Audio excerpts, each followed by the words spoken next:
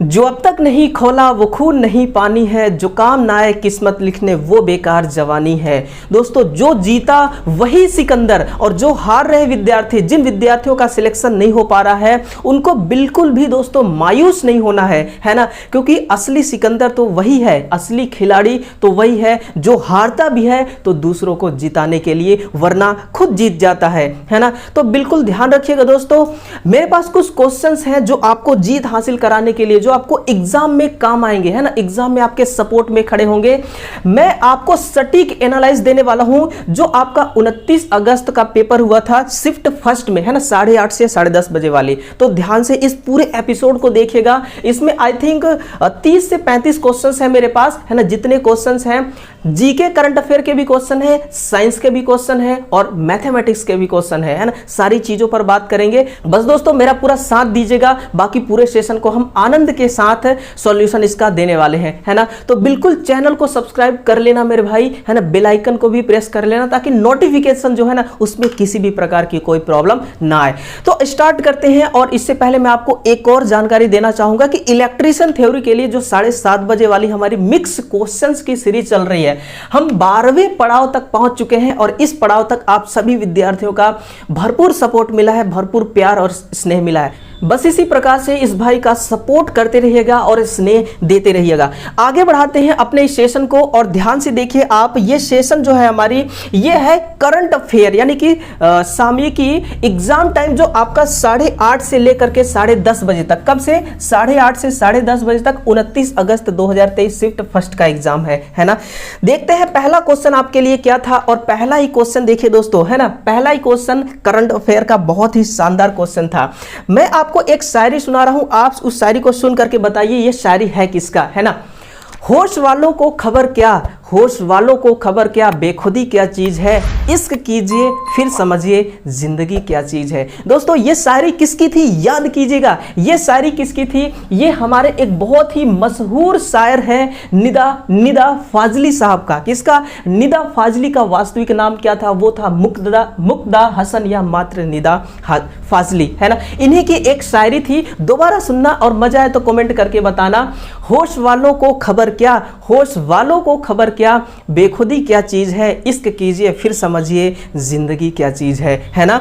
तो दोस्तों इनकी ऐसी शायरी है, इन्होंने ऐसा शायर लिखा है कि मरा हुआ दिल भी इनकी शायरी सुन करके ना वो जाग उठेगा, ऐसी इनकी शायरी है ना। इनका जन्म कब हुआ था, इनके बारे में कुछ मोस्ट पॉइंट है। इनका जन्म था 12 अक्टूबर 1938 को हुआ था। ये हिंदी और उर्दू दोनों के मशहूर शायर थे। बिल्कुल मोस्ट पॉइंट है, ध्यान रखिएगा इस बात को। अगला पॉइंट है कि काव्य संग्रह, इनका काव्य संग्रह कौन कौन था? निदा फाजली साहब का लफ्जों के फूल, है ना, ऊख और ख्वाब के दरमियान, मोर नाचे खोया हुआ था कुछ, है ना। इतने अच्छे इनके काव्य संग्रह हैं। ये एक बहुत ही अच्छे शायर थे। आत्मकथा इनके द्वारा लिखी गई थी, दीवारों के बीच दीवारों के बाहर। संस्मरण था इनका, मुलाकातें सफर में धूप तो होगी ही। यानी कि आप एग्जाम दे रहे हैं ना, तो आपका एग्जाम आपके लाइफ का, आपके करियर का एक सफर है। इस सफर में कठिनाई आएंगे, और कठिनाई किस प्रकार की? कठिन सवाल आएंगे, है ना, डिफिकल्ट सवाल आएंगे।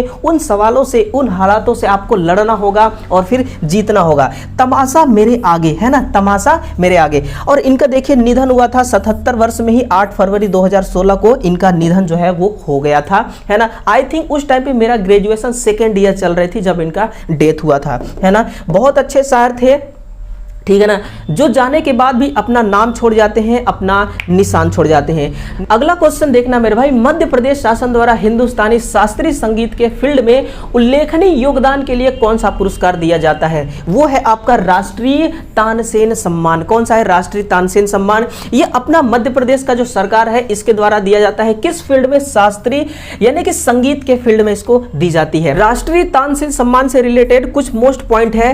राष्ट्रीय तानसेन सम्मान मध्य प्रदेश शासन द्वारा प्रदान किया जाता है ना। संगीत शिरोमणि तानसेन की स्मृति को मध्य प्रदेश शासन द्वारा 1980 में इसको स्थापित किया गया, है ना।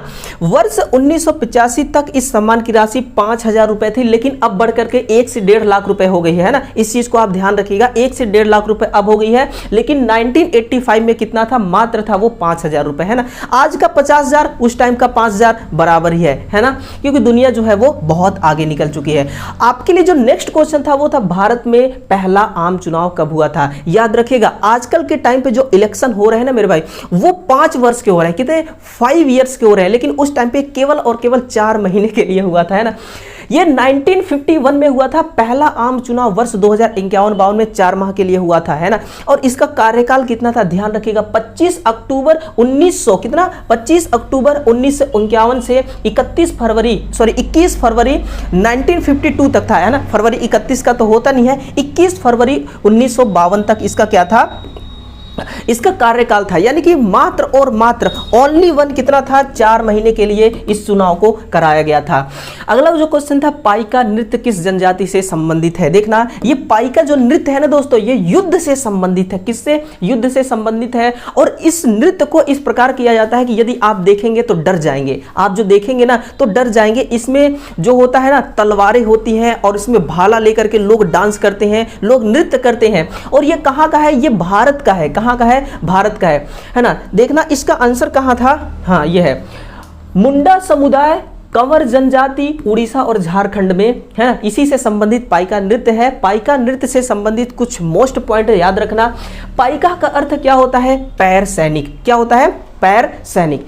भारत के बिहार का एक पारंपरिक लोक नृत्य है ना। बिहार का है क्या, एक पारंपरिक लोक नृत्य है, एक डांस है। पाइका युद्ध का प्रतीक है। किसका है, युद्ध का प्रतीक है ना। जिस प्रकार से युद्ध में तलवारें होती हैं और बहुत सी ऐसी औजार होती हैं जिससे युद्ध हम करते हैं, मतलब युद्ध को किया जाता है, तो वो सारी चीज़ों, वो सारी औजारें इनके पास होती हैं, फिर एक नृत्य किया जाता है ना। देख करके डर लगती है इस नृत्य को। पाइका लंबे भाले का एक रूप है ना। यह एक युद्ध संबंधित लोक नृत्य होता है ना। तो इस बात को ध्यान रखिएगा। क्वेश्चन जो है ना मेरे भाई, ये बार बार रिपीट हो रहे हैं ना। कभी क्वेश्चन, मैं सच बताऊं आपको ना, तो जो क्वेश्चन बनाने वाला जो बैठा एग्जामिनर ना, उसके पास क्वेश्चन ही नहीं है, उसके पास क्वेश्चन खत्म हो चुके हैं, है ना। बस जो क्वेश्चन अगली शिफ्ट में आया है ना, उसी क्वेश्चन में वो मिर्च लपेट करके आपको दे रहा है, उसी क्वेश्चन में वो धनिया लपेट के आपको दे रहा है, उसी क्वेश्चन में एवरेस्ट लपेट के आपको दे रहा है। यानी कि उसको खुद नहीं पता कि मैं दूं तो अब दूं क्या बच्चों को, है ना। और बच्चे भी कम नहीं, बड़े टैलेंटेड हैं, बिल्कुल एग्जाम को फोड़ने के लिए पूरी तरह से कमर कस चुके हैं। उनको ये बात बहुत अच्छी तरह से मालूम है ना। ये सारी चीजें हैं, इसको आप याद रखिएगा, ये आपके एग्जाम के लिए ना बहुत ही काम आ सकती है, ठीक है ना। अगला क्वेश्चन देखना, हम 29 अगस्त शिफ्ट फर्स्ट का एनालाइज कर रहे हैं। कटहल किन 2 देशों का राष्ट्रीय फल है। कटहल तो हमारे यहाँ हर किसी के यहाँ होता है ना, लेकिन हमें क्या मालूम कि किसी न किसी देश का ये राष्ट्रीय फल है। सुनना भाई, क्या होता है ना कि देखिए, हमारा भारत देश एक ऐसा देश है ना, इसे यूं ही सोने की चिड़िया नहीं कही जाती। हमारा देश एक ऐसा देश है जो किसी भी प्रकार का फल हो, फ्रूट हो, पेड़ हो, पौधा हो, जीव हो, जंतु है, कुछ भी चीज हो, वो कहीं ना कहीं का राष्ट्रीय होता है। तो देखना कटहल कहाँ का है, वो बांग्लादेश और श्रीलंका का है ना। कटहल बांग्लादेश और श्रीलंका का राष्ट्रीय फल है ना, इंटरनेशनल फ्रूट है।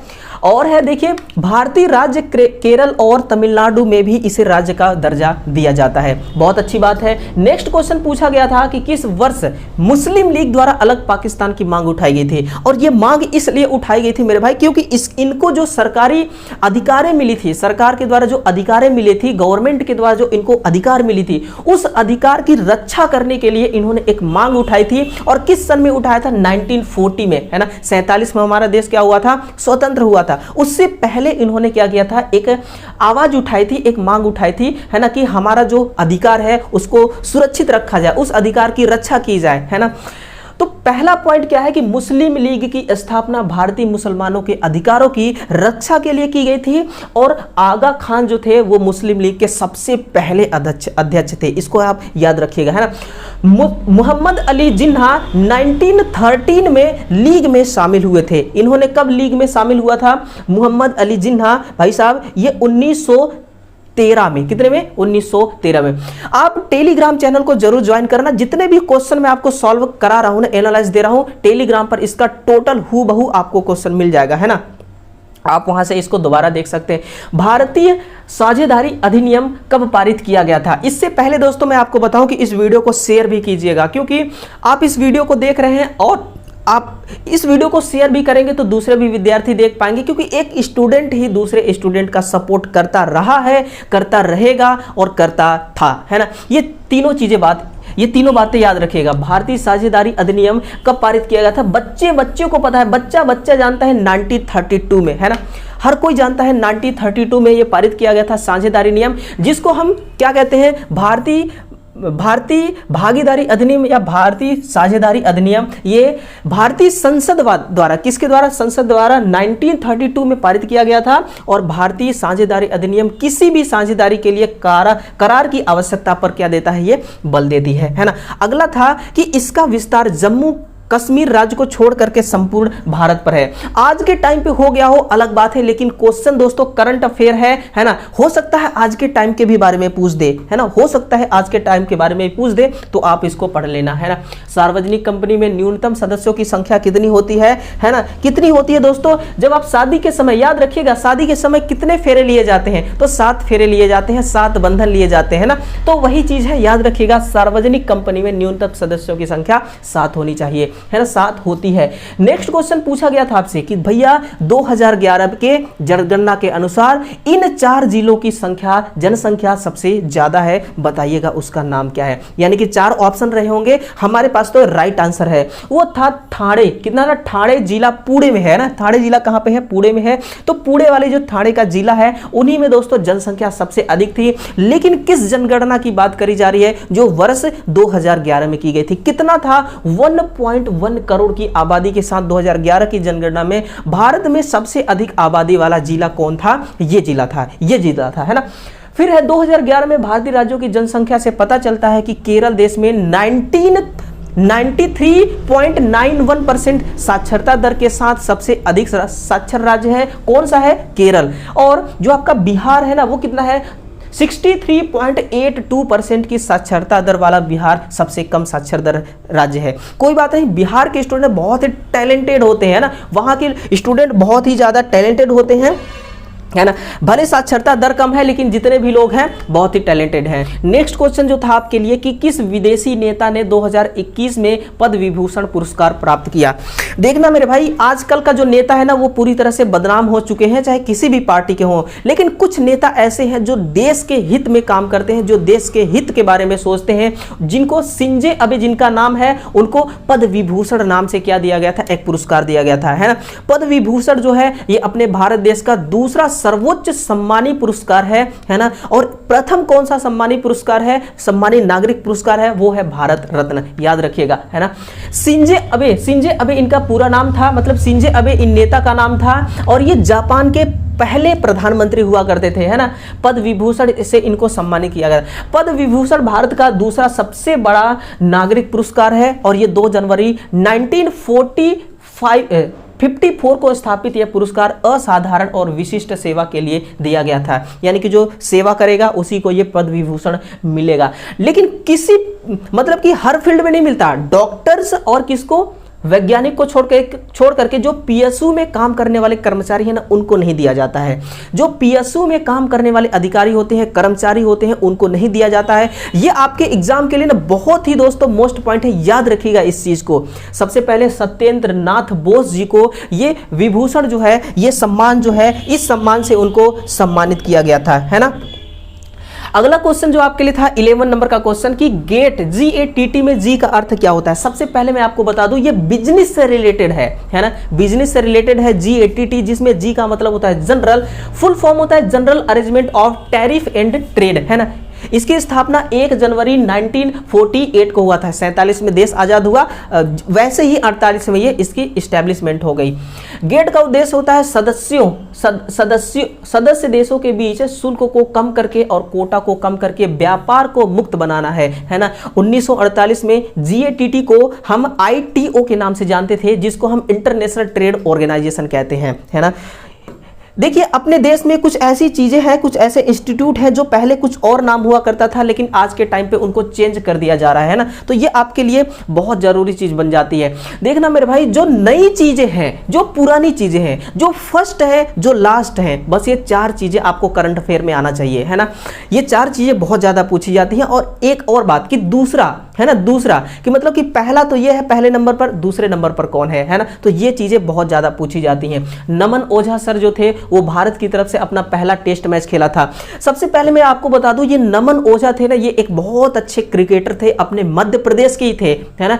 ये 2015 में श्रीलंका के खिलाफ इन्होंने एक टेस्ट मैच खेला था, मतलब कि एक मैच खेला था। देखिए 28 अगस्त 2015 में इन्होंने मैच खेला। ये भारत के एक प्रथम क्रिकेटर थे।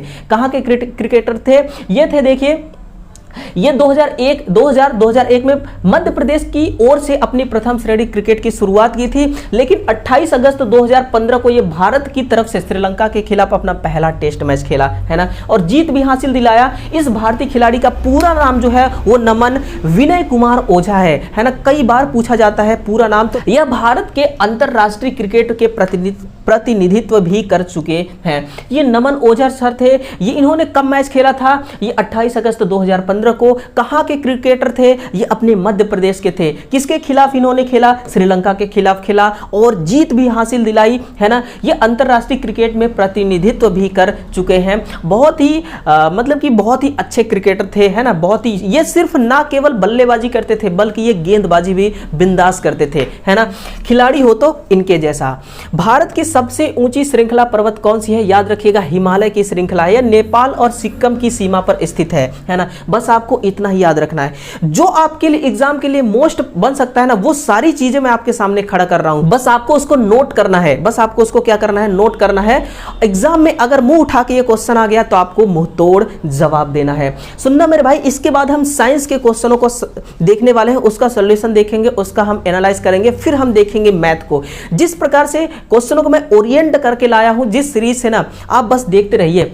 अमृता देवी बिश्नोई थे जो ये राष्ट्रीय पुरस्कार, मतलब अमृता देवी बिश्नोई है ना, किसी का नाम था ये, इन्हीं के नाम से एक पुरस्कार मतलब दिया जाता है। ये किसके लिए दिया जाता है? वन्य जीव संरक्षण के लिए। देखना, आज के टाइम पे लोग खुद की सेफ्टी नहीं कर पा रहे हैं, है ना, अपने बच्चों की सेफ्टी नहीं कर पा रहे हैं, है ना, किसी और चीज की सेफ्टी नहीं कर पा रहे हैं। लेकिन इनके टाइम पे अमृता देवी बिश्नोई, जब इनकी टीम थी, है ना, इनके टीम में जो काम कर रहे थे लोग, उन्होंने वनों की रक्षा के लिए, पेड़ पौधों की सुरक्षा के लिए 363 लोगों ने अपना बलिदान दे दिया था, अपना लहू बहा दिया था पेड़ों के लिए। आप सोचिए, पेड़ों के लिए, है ना। आज के टाइम पे ऐसा कहां होता है? दुनिया बदल चुकी है ना मेरे भाई, ध्यान रखना, दुनिया कभी नहीं बदलते, बदलते हम हैं। आपने एक डायलॉग सुना होगा, जमाना हमसे है, हम जमाने से नहीं है ना। हम जमाने से नहीं है, जमाना हमसे है, क्योंकि हम जमाना बनाते हैं। हम क्या करते हैं? हम दुनिया बनाते हैं, है ना। तो ये सारी बातें थी, इसको आप याद रखिएगा। ये एक पुरस्कार है ना। ये 300 साल पहले की बातें कही जा रही हैं, लेकिन बिल्कुल इसमें दोस्तों सच्चाई है। पहले के लोग बलिदान दे दिया करते थे, लेकिन आज के लोग ना, ऐसी बात ही मत करना। कंडला बंदरगाह निम्नलिखित में से किस राज्य में स्थित है? ये गुजरात में है, लेकिन एक ऐसा बंदरगाह जो सबसे बड़ा बंदरगाह है, और इस बंदरगाह से अपने देश को बहुत सारा फायदा होता है। जैसे इससे नमक निकाला जाता है ना, कई सारी चीजें, रासायनिक पदार्थ, जैसे देखिए नमक, लोहा, रासायनिक पदार्थ, ये सारे निकाल करके आयात निर्यात की जाती है ना। देखिए कंडला बंदरगाह खास आर्थिक क्षेत्र जो स्पेशल इकोनॉमिक जोन के नाम से जाना जाता है। ये पूछ सकता है मेरे भाई कि किस नाम से इसको जानते हैं, तो स्पेशल इकोनॉमिक जोन के नाम से जानते हैं ना। यह बंदरगाह कांडला नदी पर बना हुआ है। किस नदी पर? कांडला नदी पर बनी हुई है। कांडला बंदरगाह भारत के गुजरात प्रांत के कच्छ जिले में स्थित देश का सबसे बड़ा बंदरगाह है। कांडला बंदरगाह का नाम बदलकर अब दीन गया। मैंने आपको बोला ना कि अपने भारत देश में ना नाम बदलने में हर कोई माहिर है, बस यूं ही नाम बदल देते हैं। पहले क्या नाम था? कांडला बंदरगाह, अब दीनदयाल बंदरगाह के नाम से जानते हैं। कांडला बंदरगाह गुजरात राज्य में स्थित एक ज्वारी यानी कि टाइडल बंदरगाह है। किस प्रकार का? टाइडल बंदरगाह है, और यह गुजरात में स्थित है। यह कहां पर स्थित है? गुजरात में स्थित है ना, जहां पर हमारे प्रधानमंत्री जी का घर गांव है। भारत किस देश में सबसे ज्यादा कपड़े निर्यात करते हैं? मैं आपको एक नंबर दे रहा हूं, व्हाट्सएप नंबर है ना, ये है अपना व्हाट्सएप नंबर 8717918422। इसको नोट करिएगा, और जिस भी शिफ्ट में आपका एग्जाम रहेगा ना, उस शिफ्ट में जो भी क्वेश्चन पूछे जाएंगे और जो क्वेश्चन आपको याद रह जाएगा, उस क्वेश्चन को शिद्दत से इस व्हाट्सएप पे आप शेयर कीजिएगा। और शेयर करके जब आप शेयर करेंगे क्वेश्चनों को ना, तो मैं इसी प्रकार से आपको एनालाइज दे पाऊंगा, क्योंकि एग्जाम में तो आप बैठ रहे हैं, मैं तो बैठ नहीं रहा हूं, तो मुझे क्वेश्चन कैसे मालूम होगा, है ना। इसलिए आपको सपोर्ट चाहिए, इसलिए आपका सपोर्ट चाहिए, सॉरी, है ना। आप मेरा सपोर्ट कीजिए, फिर मैं आपके लिए इस प्रकार का क्वेश्चन लाऊंगा। भारत किस देश में सबसे ज्यादा कपड़े निर्यात करते हैं? वो अमेरिका में। लेकिन इसके अलावा देखिए वो चाइना में भी करता है, Bangladesh, Kenya, Sudan, Nepal, Saudi Arab वस्त्र निर्यात करता है। लेकिन भारत जो है ना, ये कपड़ों के मामले में सबसे फर्स्ट नहीं है, ये पेट्रोलियम के मामले में सबसे फर्स्ट है ना। भारत विदेशों में सबसे ज्यादा पेट्रोलियम प्रोडक्ट का निर्यात करता है। किसका? पेट्रोलियम का। लेकिन कपड़े की बात करी जाए तो अमेरिका में सबसे ज्यादा, इसका देखिए कितना है, 2022 से 21 में 44.4 अरब डॉलर तक पहुंच चुका है। बहुत होता है यार। $1 में देखिए, $1 में कितना, $1 में कितना इंडियन रुपीस बनता है? 80 से लेकर के 85 रुपए तक। कितना? 80 से लेकर के 85 रुपए तक बनता है $1 में, ठीक है ना, अमेरिका का। अब आप खुद जोड़ लीजिए, 44.4 अरब डॉलर, है ना। कैलकुलेटर जवाब दे देगी। इतना का क्या हो रहा है? इतने का दोस्तों यहां पर मामला चल रहा है ना। आगे क्वेश्चन था आपका, जो अगला क्वेश्चन पूछा गया था वो क्वेश्चन था ब्रेल लिपि में कितने वर्ड होते हैं? ये होते हैं आपके 64 वर्ड होते हैं। कुछ पॉइंट नोट करना, इसमें प्रत्येक आयताकार में 6 बिंदु होते हैं जो थोड़े उभरे हुए प्रतीत होते हैं ना। नेक्स्ट है कि किसी पृष्ठ या सतह पर उभरे हुए बिंदु की श्रृंखला पर अपनी उंगलियों को घुमाकर ब्रेल लिपि को पढ़ी जाती है। और मेरे भाई, ब्रेल लिपि उन्हीं के लिए लुई ब्रेल ने आविष्कार किया था जो नेत्रहीन है ना, जो दृष्टिबाधित हैं। जो कैसे हैं? जो दृष्टिबाधित हैं, जो देख नहीं सकते। कब इसका आविष्कार किया गया था? 1824 में। कब? 1824 में इसका जो है वो आविष्कार किया गया था।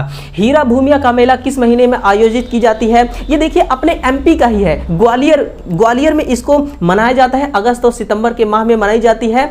ये अगस्त और सितंबर में मनाई जाती है। यह मेला हीरामन बाबा की याद में, है ना। हीरामन बाबा कोई प्रसिद्ध बाबा रहे होंगे। और यह मेला भाद्रपद माह में आयोजित की जाती है। जैसा कि आपको पता होगा कि अगस्त और सितंबर में क्या चलता है? भाद्रपद, जिसको अपने देहाती भाषा में कहते हैं भादो। क्या कहते हैं? भादो। 2022 का नोबेल पुरस्कार किसको दिया गया था? अलेस बलियात्स्की, है ना। थोड़ा सा उटपटांग सा नाम है, लेकिन याद रखिएगा जो उटपटांग से होते हैं ना दोस्तों, वही उटपटांग से काम करते हैं और दुनिया में अपना नाम बना जाते हैं, है ना। किस देश के साथ भारत की सबसे लंबी अंतरराष्ट्रीय सीमा है? वो है बांग्लादेश के साथ, है ना। यह सीमा लगभग 4096 किलोमीटर लंबी अंतरराष्ट्रीय सीमा साझा करते हैं। यह दुनिया की सबसे 5वीं लंबी भूमि सीमा है।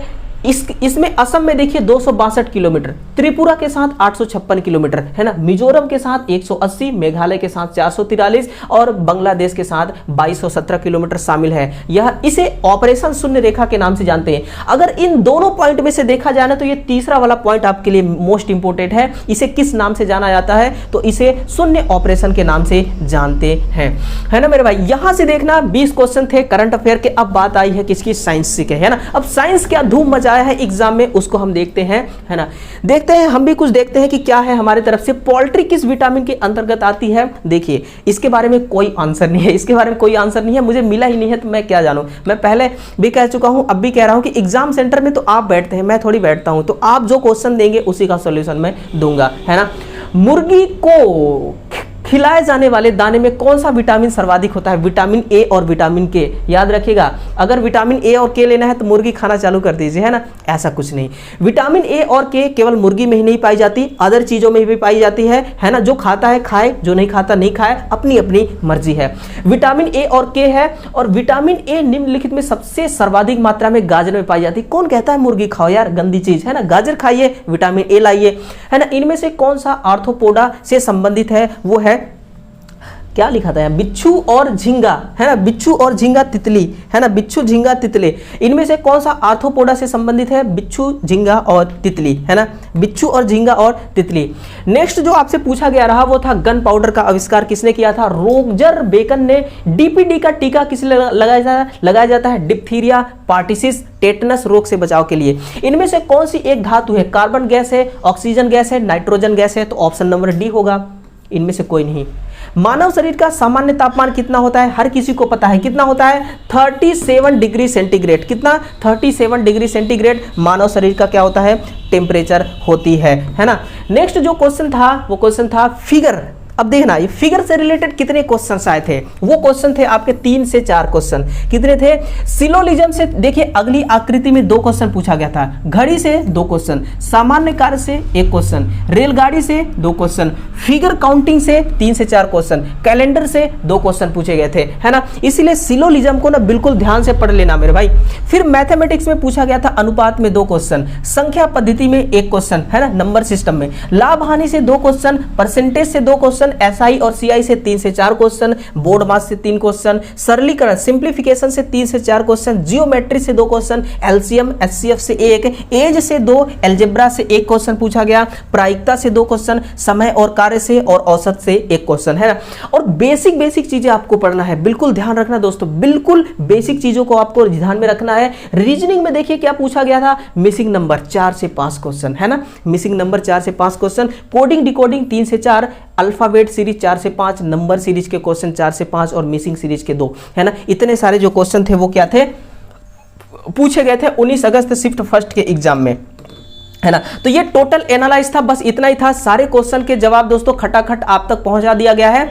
अब देखिए आपका एग्जाम किसी भी शिफ्ट में होता है, मैं आपको फिर से व्हाट्सएप नंबर देता हूं 8717918422, है ना, ये हमारा व्हाट्सएप नंबर है। इसी व्हाट्सएप नंबर पे आप चाहे स्क्रीनशॉट ले लीजिए इसको, चाहे लिख लीजिए, डिस्क्रिप्शन बॉक्स में भी ये नंबर दिया गया है, वहां से भी आप ले सकते हैं। और जो भी आपको क्वेश्चन रहेगा उसको आप शिद्दत से क्या करेंगे, आपको कमेंट करना है ना। और इस वाले सीरीज में आना बिल्कुल भी ना भूले दोस्तों, ये सीरीज आपके लिए चलाई जा रही है, बहुत ही अच्छी सीरीज है। मिक्स क्वेश्चनों का सॉल्यूशन हम दे रहे हैं, है ना, 12वें एपिसोड तक हम पहुंच चुके हैं, ठीक है ना। आपके MP police constable radio exam के लिए दोस्तों हम बहुत ही लगातार मेहनत कर रहे हैं, ठीक है ना।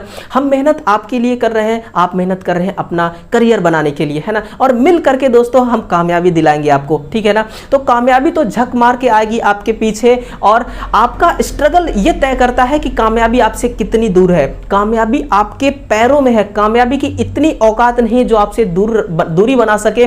कामयाबी आपके पैरों में होती है, लेकिन हम इतना स्पीड से चलने लगते हैं ना कि अपने पैरों की तरफ हम झांकते ही नहीं है, हम यूं ही उड़ते रहते हैं, लेकिन कामयाबी हमारे साथ खड़ी होती है, ठीक है ना। तो इस चीज को समझना मेरे भाई, ठीक है ना। और मेरे नजर में तो हर स्टूडेंट एक कलाकार होता है। अपने इस कलाकारी को एग्जाम आपके लिए एक क्या है, स्टेज है ना। इस स्टेज में अपने कलाकारी को परफॉर्म कीजिए, जितना बेस्ट तरीके से जो इसका प्रदर्शन करेगा वही स्टेज को जीत लेगा और वही फतेह हासिल करेगा, वही नाम रोशन करेगा। तो चलिए दोस्तों, मिलते हैं कल सुबह 7 बजे। आना बिल्कुल भी मत भूलिएगा, इस क्लास में जुड़ना बिल्कुल भी मत भूलिएगा, है ना। याद रखिएगा प्रतिदिन सुबह 7:30 बजे, है ना। चलिए मिलते हैं, तब तक के लिए आप सभी को दिल से धन्यवाद, दिल से थैंक यू, दिल से लव यू, है ना। चलिए दोस्तों मिलते हैं कल सुबह 7 बजे, तब तक के लिए जय हिंद, जय भारत, वंदे मातरम।